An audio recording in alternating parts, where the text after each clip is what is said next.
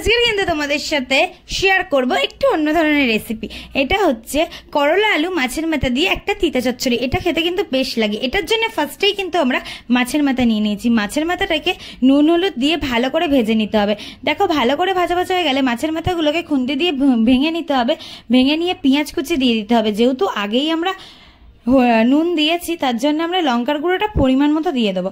লঙ্কার গুঁড়োটা দিয়ে নেড়ে ছেড়ে মাছের মাথাটা ভাজা হয়ে গেলে কিন্তু আমরা একটা আলাদা জায়গায় নামিয়ে রাখবো। তারপরে কড়াইতে দিয়ে দেবো কুচিয়ে রাখা আলুটাকে দিয়ে ভালো করে কিন্তু নুন দিয়ে আলুটাকে ভেজে নিতে হবে। অল্প একটু ভাজা হলেই এর মধ্যে আমরা দিয়ে দেবো করলাটাও ভালো করে ভেজে নেবো। অবশ্যই কিন্তু করলাটা আগে ভালো করে ভেজে নেবে ভালোভাবে। দেখো করলা আলুটা ভাজা ভাজা হয়ে গেলে দিয়ে দেবো হলুদ গুঁড়ো। যেহেতু নুনটা আগেই দেওয়া ছিল তাই হলুদ গুঁড়ো দেওয়ার পর কিন্তু আমরা পরিমাণ মতো দিয়ে দেবো এখানে লঙ্কার গুঁড়োটা দিয়ে ভাজা ভাজা হয়ে গেলে অল্প পরিমাণ জল দিয়ে নেড়ে ছেড়ে নিতে হবে। যেহেতু করলাটা সেদ্ধ হতে অনেকটাই টাইম লাগে তাই জন্য দেখো অল্প অল্প করে জল দিয়ে এটাকে কিন্তু সেদ্ধ করে নিতে হবে। মানে একদম নরম যখন হয়ে যাবে তারপরে জিরের গুঁড়োটা দিয়ে দেবে। দিয়ে মাছের মাথাগুলো দিয়ে নেড়ে ছেড়েই কিন্তু রেডি হয়ে গেছে আমাদের করলা আলু মাছের মাথা দিয়ে এই তিতা চচ্চড়িটা। এটা কিন্তু খেতে বেশ ভালো লাগে। তোমরাও একবার ট্রাই করে দেখতে পারো, ভালো লাগবে।